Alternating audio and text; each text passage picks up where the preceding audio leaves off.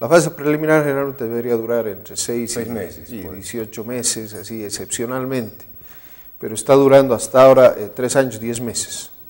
¿No? Pero bueno, nosotros no queremos obstaculizar lo que se está investigando, que se siga investigando todo lo que se tenga que investigar y estamos con todas las posibilidades y condiciones de probar nuestra completa inocencia en este tema. Por eso nos hemos quedado en Tarija, porque nuestro accionar siempre ha estado enmarcado en la ley, bajo los principios y valores que nosotros siempre hemos practicado, así que estamos tranquilos con ese tema, aunque, como te digo, he sido sometido a 2 años de una durísima y un mes de una medida cautelar que a mi juicio era excesiva. Ahora, licenciado, ¿de qué manera afecta una medida de este tipo? 2 años y un mes con estas medidas que han sido otorgadas por la justicia, en lo personal, lo profesional, lo familiar. Bueno, es muy duro, la verdad que primero el estar privado de libertad es algo que no se lo deseo a nadie. Segundo, eso no permite trabajar normalmente, digamos, no permite generar ingresos. Uno está sometido a un enclaustramiento de alguna manera, y eso también genera una serie de otros efectos negativos, ¿no?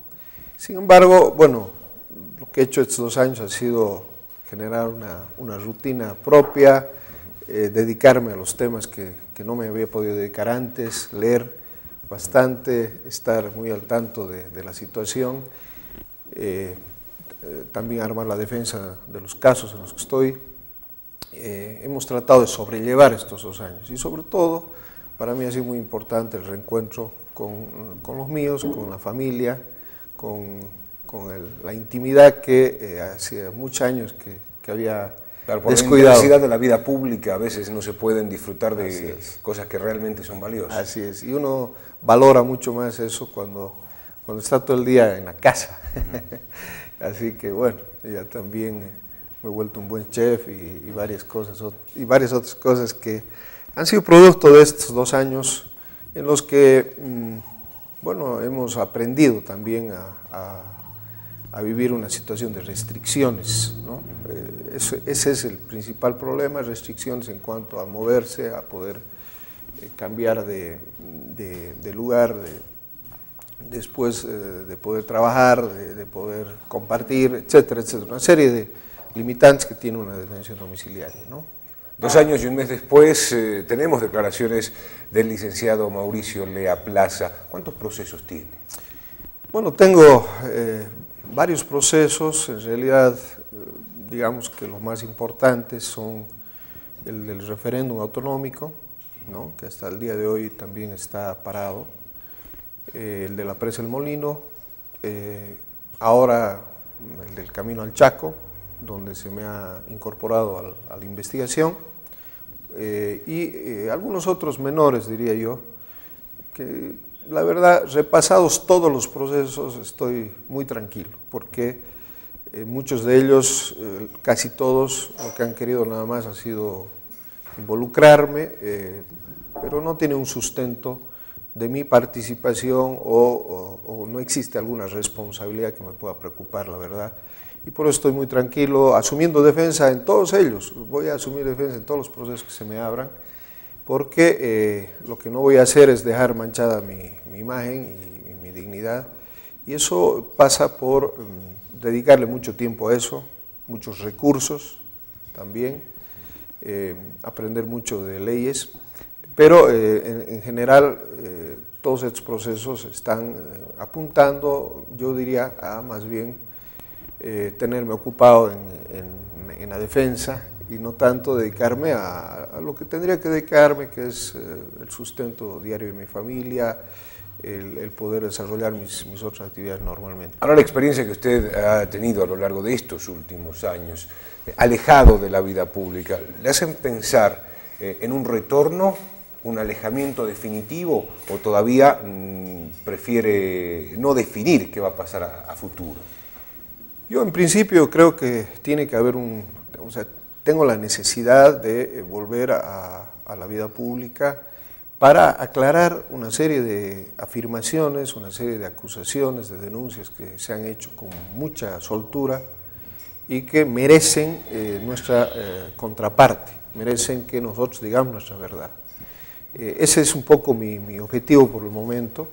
Después ya veremos qué pasa en el transcurso del tiempo, pero en principio lo que me interesa es poder decirle a la gente lo que efectivamente nosotros, y yo en particular, hemos hecho durante este tiempo y no dejar que se posicionen verdades a medias o mentiras en opinión pública como ha estado pasando hasta ahora. Y nadie ha salido a aclarar. Exactamente, o sea, 2 años uno soportando barbaridades que se decían de todo tipo y bueno, llega un momento en que uno también tiene que enfrentarse a eso porque si no lo hace, como te digo, la imagen de uno, la dignidad de uno queda en cuestión y la verdad es que nosotros hemos nacido para servir a la gente, hemos hecho toda una carrera en la función pública y no vamos a dejar que, digamos, haya gente que nos sacrifique gratuitamente solamente por no haber pensado como ellos, ¿no?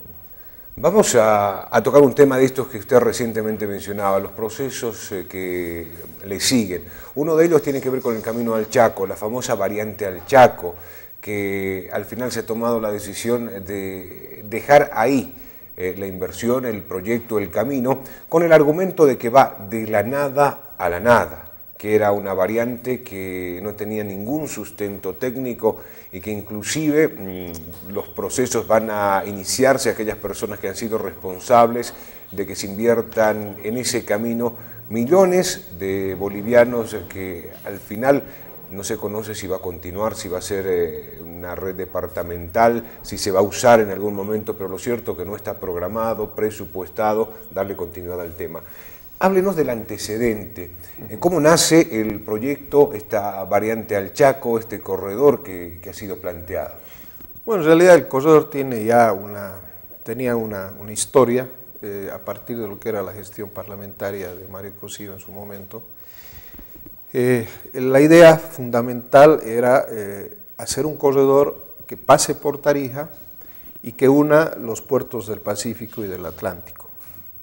Este corredor obviamente tenía que tener ciertas características para poder ser un corredor internacional, características de ancho de la vía, de pendientes, de no someter a los camiones de alto tonelaje a alturas demasiado importantes. Entonces, el concepto del corredor era volver a Tarija un centro integrador, no solo de las provincias, porque pasa por todas las provincias, sino además de los países de Sudamérica, ¿no? Son 5 países que participan del corredor, es Chile, Paraguay, Argentina, Brasil, en realidad 4 directamente y Perú indirectamente.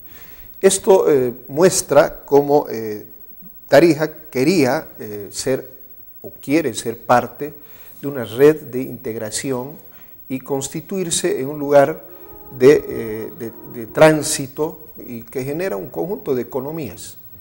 Ese es el concepto original. ¿Y cómo viene el trazo? Pero decir, es por aquí. Claro, en realidad el problema central que tenemos con el corredor es que jamás hubo y sigue sin haber voluntad política del gobierno de construir este corredor. Porque en Bolivia hay otro corredor que es el corredor que está apuntando el gobierno nacional, ¿no? Este es un gráfico que muestra cuál es el corredor que está apuntando el gobierno nacional. Y este es el famoso corredor norte, que va desde Tambo Quemado hasta Puerto Suárez. Este corredor en este momento está siendo construido por la ABC, incluso este corredor tiene más de 800 kilómetros de doble vía. O sea, el plan de este corredor es integrar igual el Pacífico y el Atlántico, pero pasando por Bolivia, pero la distancia que hay entre un extremo y otro es 1000 kilómetros más que la distancia que tiene nuestro corredor, por un lado. Y por otro lado... Y no toca Tarija. No toca Tarija. Y por otro lado, además de ser más largo, tiene alturas que van hasta los 5.000 metros. Consiguientemente, para un camión que tiene corona de costa, por ejemplo, es imposible pasar por este corredor. Se ha hecho mucho esfuerzo, la ABC ha invertido muchísimos recursos en este corredor. Entonces, llegó un momento en que el corredor nuestro se hacía incompatible con esta apuesta del gobierno del corredor norte. El corredor central, entonces, requería de un esfuerzo propio. O sea, a esa conclusión llegamos. Después de mucho tiempo, a pesar que había un conjunto de leyes que obligaban al gobierno a construir este corredor, yo te voy a dejar aquí un detalle de las leyes, la 2187, la 2679, la 2915, etcétera, etcétera. Son varias leyes que se han formulado en las que se define qué es el corredor, qué tramos participan del corredor, e incluso se crea una oficina técnica nacional del corredor en Tarija. O sea, de este corredor, de este trazo, corredor, por la variante. Así es. No, en realidad es el por Tarija, le llaman así. Pero no especificaba por dónde. Exacto. Entonces, dado este marco legal que nos daba todo el respaldo, incluso este marco legal le da a la prefectura la posibilidad de construir sobre la red fundamental y obviamente de construir por otras vías. Aquí, si alguien decía que la prefectura no podía construir, que se había metido en temas del ABC, eso es falso. Aquí en las leyes está clarísima la posibilidad que tiene la prefectura de licitar, de construir, de poner recursos propios, etc.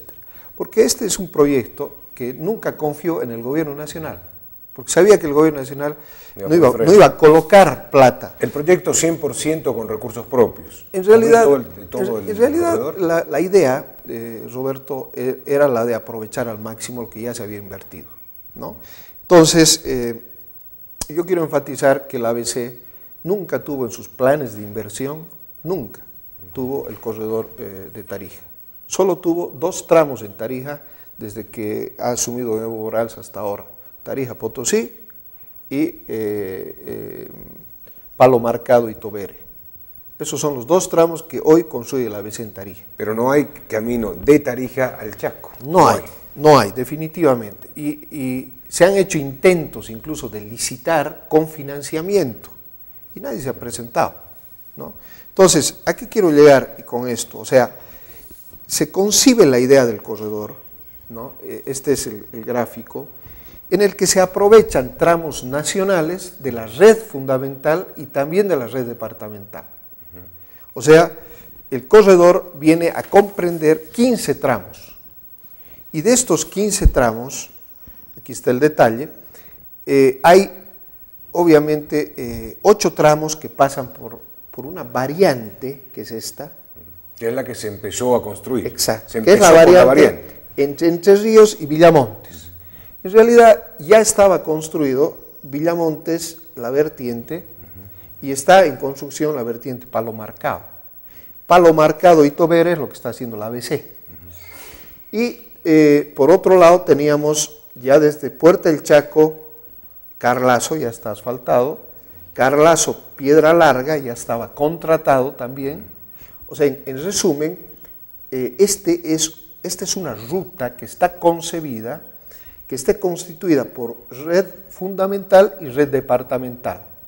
De los 15 tramos que tiene, venimos a tener 8 por la red departamental y 7 por la red fundamental.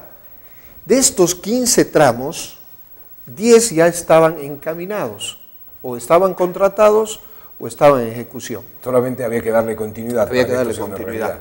Y había que licitar 5 otros tramos. ¿Habían los estudios que respaldaban todo esto? Porque es lo que se ha cuestionado. En realidad, Roberto, yo quiero aclarar una cosa más. De los 15 tramos, 3 ya estaban concluidos, ¿ya? 7 estaban en ejecución y 5 quedan por contratar. ¿Por qué se elige esta variante? Porque las condiciones técnicas, ambientales, sociales, económicas, eran mucho más favorables que por la ruta actual, ¿ya? Y aquí lo que se ha hecho es generar una estrategia, si tú quieres, para viabilizar el corredor. Porque la ABC jamás iba a construir este tramo, jamás. No está en sus planes de inversión.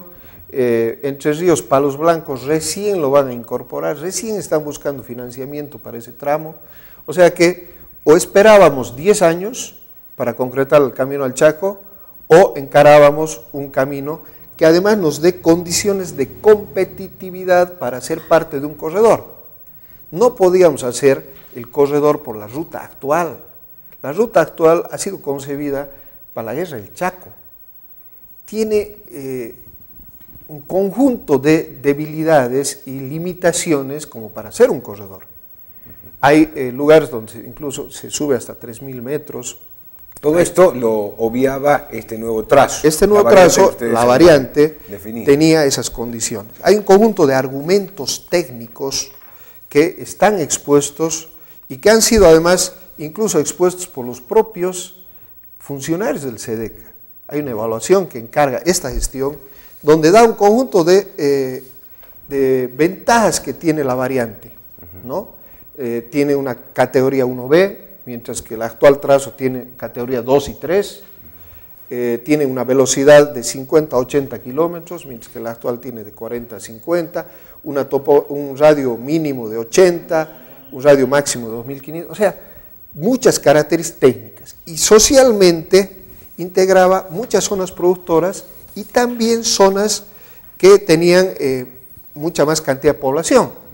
O sea, es un cuadro que actualmente no tienen un camino que pueda justamente ser el paso del desarrollo por el lugar. Entonces, el camino actual te beneficia a 3.300 personas, mientras que el nuevo a más o menos 5.000 personas.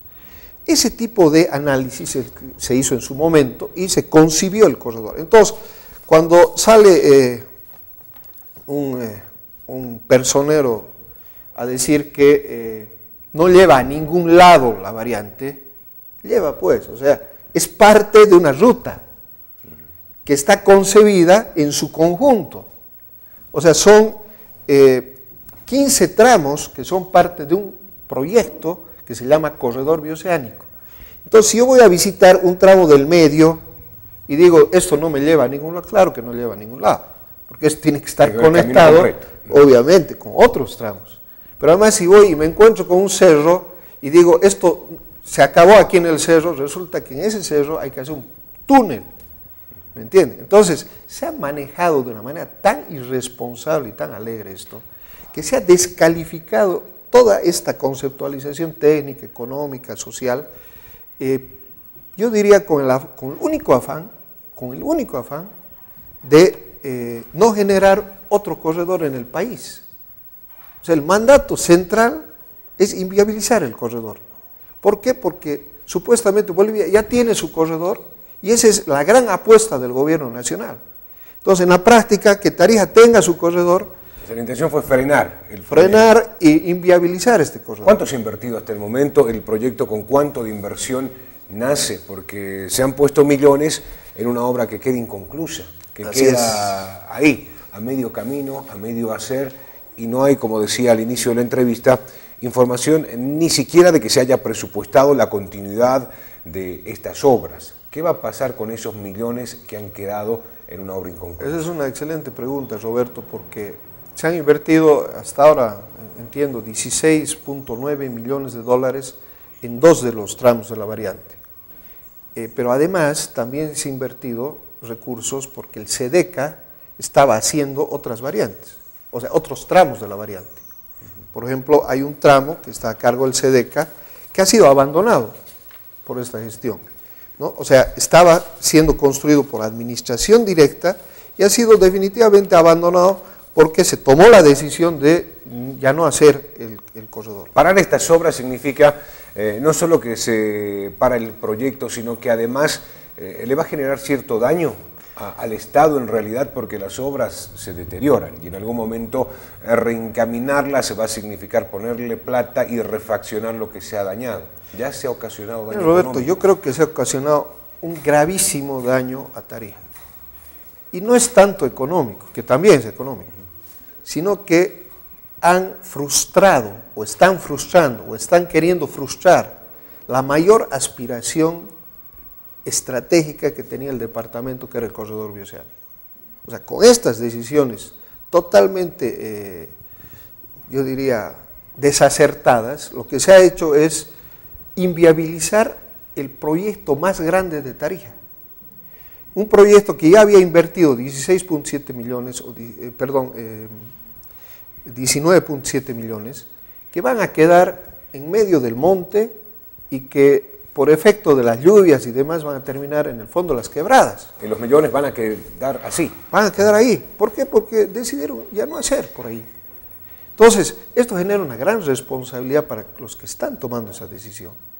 No puede ser que por el calor político, por el mandato político que les dan de La Paz de que ese corredor no va, ellos tomen decisiones que vayan a afectar de una manera tan fuerte al departamento, no solo en su visión estratégica, sino también en su economía.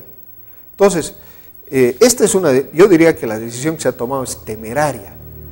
Es una decisión que no tiene ni pies ni cabeza, ni técnica, ni financiera, ni nada. Se han dicho muchas cosas. Por ejemplo, se ha dicho que no tiene diseño, que las variantes no tienen. Pero obvio, ¿por qué? Porque hemos contratado bajo una modalidad que se llama llave en mano.